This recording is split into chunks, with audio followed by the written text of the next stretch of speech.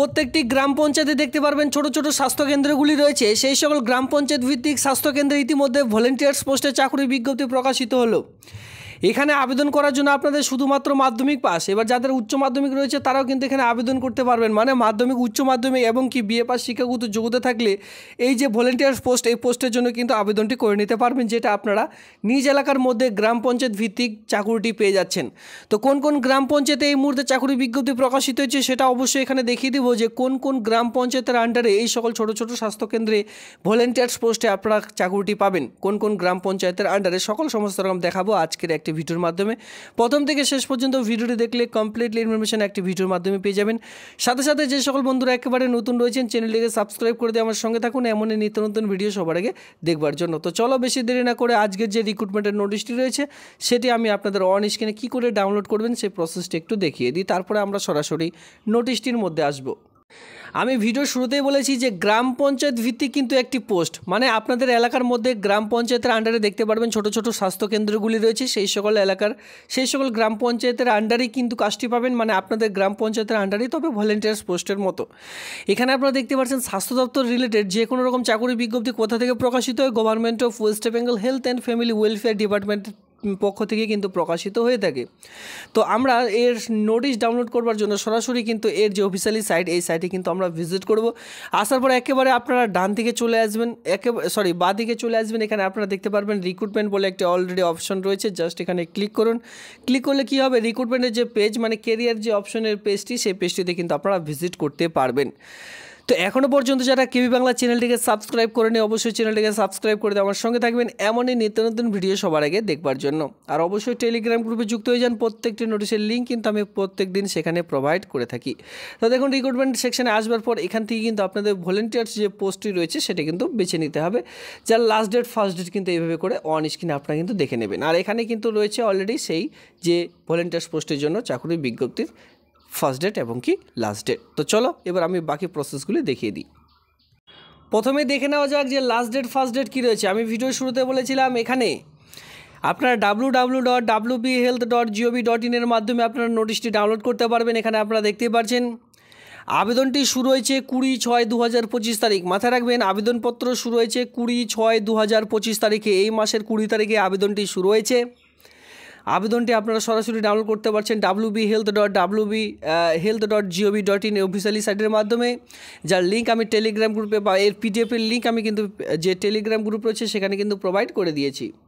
এবার আবেদনটি কতদিন চলবে দেখুন, আবেদনটি চলবে 10/7/2025, সামনে মাসের 10 তারিখ পর্যন্ত আবেদনটি করা যাবে। যারা ইন্টারেস্টেড প্রার্থীরা রয়েছেন তারা আবেদনপত্র জমা করতে পারবেন সামনে মাসের 10/7/2025 তারিখ পর্যন্ত। এখানে আপনারা দেখতে পাচ্ছেন বিকেল 5টা পর্যন্ত যে ফর্ম, সে সকল ফর্ম জমা নেওয়ার কাজ চলবে। কোথায় জমা করতে হবে, সংশ্লিষ্ট যে বিডিও অফিস রয়েছে সেই বিডিও অফিসে গিয়ে কিন্তু ফর্মটি আপনারা জমা করবেন। অবশ্যই নির্দিষ্ট সময়ের মধ্যে কিন্তু আবেদনপত্র জমা করতে হবে। ডাকযোগে প্রেরিত এখানে আপনারা দেখতে পাচ্ছেন যে আবেদনপত্র গ্রহণযোগ্য হবে।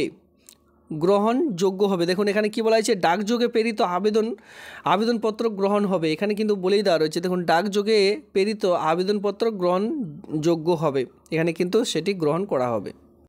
এখানে আরও কয়েকটি গুরুত্বপূর্ণ পয়েন্ট রয়েছে, যে সকল আপনারা দেখবেন আবেদনপত্র জমা দেওয়ার যে সংশ্লিষ্ট স্থান সেটা আমি আপনাদের বলে দিলাম, যেটা কিন্তু ব্লক অফিসে গিয়ে ফর্মটি জমা করতে পারেন অথবা আপনারা ডাকযোগের মাধ্যমে ফর্মটি জমা করতে পারেন, কোনোরূপ অসুবিধা নেই। তবে খালি যে অবশ্যই ছুটির দিন ব্যতীত আপনারা কিন্তু ফর্মটি জমা করতে যাবেন, মানে সোম থেকে শুক্রবারের মধ্যে ফর্মটি জমা করবেন। আর যেদিন যদি অফিসিয়ালি টাইম, মানে সোম থেকে শুক্রবারের মধ্যেও যদি কোনো রকম অফিসিয়ালি ছুটি থাকে সেদিন কিন্তু যাবেন না। আর 10টা থেকে বিকেল 5টা পর্যন্ত যে ফর্ম, সেই সকল ফর্ম কিন্তু জমা নেওয়ার কাজ চলবে, এখানে বলে দেওয়া হয়েছে 5টা পর্যন্ত। এরপর দেখুন এখানে সিলেকশন প্রসেস কী রয়েছে। অনেকের কোয়েশ্চেন থাকতেই পারে যে এই যে ভলেন্টিয়ার্স পোস্ট রয়েছে এখানে সিলেকশন প্রসেস কী রয়েছে।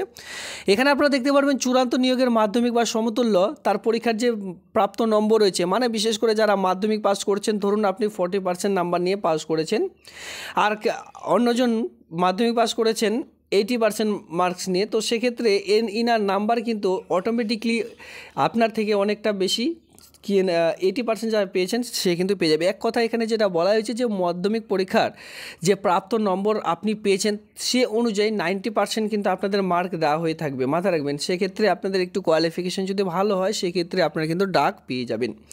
এবার মাধ্যমিকে যদি আপনাদের 90% এক কথায় যে মাধ্যমিক মার্কশিটটি রয়েছে সে অনুযায়ী আপনাদের 90% এখানে মার্ক দেওয়া হচ্ছে। এর বাকি থাকছে 10 মার্ক। এই 10 মার্ক কিন্তু আপনাদের ইন্টারভিউ নেওয়া হবে আপনাদের বিডিও অফিসের মাধ্যমেই।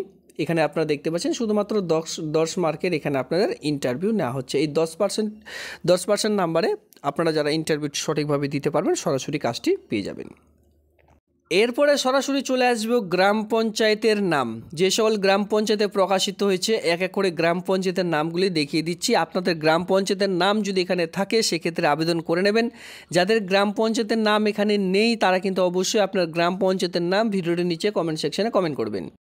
দেখুন আমি আপনাদের এক এক করে গ্রাম পঞ্চায়েতের নামগুলি কিন্তু দেখিয়ে দিচ্ছি, এভাবে করে আপনারা দেখতে থাকুন। আপনাদের গ্রাম পঞ্চায়েতের নামগুলি এখানে অলরেডি রয়েছে। এত শত গ্রাম পঞ্চায়েতের নাম এখানে দেখানো সম্ভব নয়। আপনারা চাইলে একটু নোটিশটি ডাউনলোড করে গ্রাম পঞ্চায়েতগুলি দেখে নেবেন। প্রচুর গ্রাম পঞ্চায়েতের নাম কিন্তু ইতিমধ্যে এখানে আপনারা দেখতেই পাচ্ছেন। এসব গ্রাম পঞ্চায়েতে ইতিমধ্যে চাকরির বিজ্ঞপ্তিটি প্রকাশিত হয়েছে, আপনারা অবশ্যই একটু চেক আউট করে দেখে নেবেন। এরপর আমরা দেখতে পাচ্ছেন আমরা সরাসরি চলে এসেছি ইতিমধ্যে সেই অফলাইনে ফরম্যাটের মধ্যে। এই যে ফিলটি করবেন এটা বিশেষ করে মাধ্যমিক পাশে ফিল করবেন, ঠিক আছে। মাধ্যমিক পাশে কিন্তু ফিল আপ করতে হবে আবেদনকারীর নাম, আপনার যে নামটি রয়েছে প্রত্যেকটি ব্লক লেটারে ফিল আপ করবেন, ইংলিশে ফিল আপ করলে ভালো হয়। সেক্ষেত্রে পিতার নাম আপনার বাবার নামটি বসিয়ে দিলেন, স্বামীর নাম বিবাহিত মহিলাদের ক্ষেত্রে স্বামীর নাম, স্থায়ী ঠিকানা দেখতে পাচ্ছেন গ্রাম, এরপরে পোস্ট অফিসের নাম, এরপরে জেলা, আপনার পিনকোড, আপনার থানা, আপনার মোবাইল নাম্বারটি বসিয়ে দিলেন।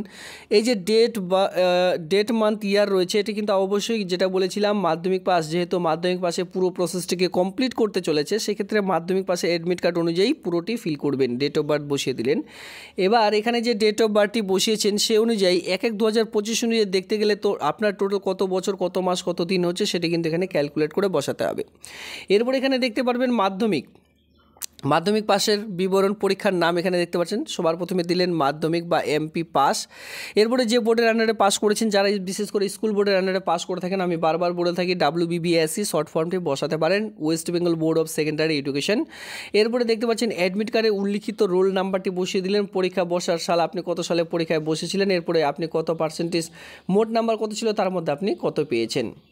পরবর্তীতে দেখতে পারবেন কত পার্সেন্টেজ নাম্বার নিয়ে পাস করেছেন সেটাও কিন্তু ক্যালকুলেট করে বসিয়ে দিলেন। এবার একটু নিচের দিকে আসলে এখানে আপনারা দেখতে পারবেন আপনার যে স্বাক্ষর সেই স্বাক্ষরটি এখানে করে দিলেন, স্থান দিয়ে এর সঙ্গে যাবতীয় ডকুমেন্টস, মাধ্যমিক রেডবিট, মার্কশিট, কাস্ট সার্টিফিকেট, এর সঙ্গে যতদূর কোয়ালিফিকেশন রয়েছে প্রত্যেকটি ডকুমেন্টস একসঙ্গে অ্যাটাচ করে দিয়ে আপনার ভোটার কার্ডের পরিচয়পত্র অনুযায়ী অনলাইন থেকে প্রিন্ট আউট করে নেবেন। তার স্ট্যাটাস সেটি কিন্তু অবশ্যই অ্যাটাচ করে দিতে হবে, যেখানে অংশ নম্বর থাকবে সমস্ত রকম, যেহেতু গ্রাম পঞ্চায়েত ভিত্তিক একটি চাকরির বিজ্ঞপ্তি সেক্ষেত্রে সেটি অবশ্যই এখানে প্রয়োজন পড়বে, এখানে কিন্তু বলে দেওয়া রয়েছে।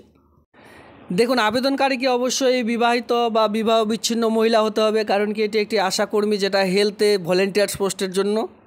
দেখতে পাচ্ছেন যেখানে আপনাদের বয়স প্রয়োজন পড়বে 1/1/2025 অনুযায়ী 30 থেকে 40-এর মধ্যে। এবার 1/1/2025 অনুযায়ী 22 থেকে 40-এর মধ্যে যারা বিশেষ করে SC/ST প্রার্থীরা রয়েছেন তারা কিন্তু আবেদন করতে পারবেন। যারা জেনারেল প্রার্থীরা রয়েছেন তারা কিন্তু 30 থেকে 40-এর মধ্যে হয়ে থাকলে যে আবেদন সেটি কিন্তু করতে পারবেন। এখানে বলেই দেওয়া রয়েছে যে মাধ্যমিক পাস শিক্ষাগত যোগ্যতা আবেদনটি করা যাবে, সেক্ষেত্রে যদি উচ্চ মাধ্যমিক দিতে চান বা উচ্চতর শিক্ষাগত যোগ্যতা দিতে চান সেটা দিতে পারেন, তার কিন্তু কোনোরূপ এখানে বিবেচনা করা হবে না।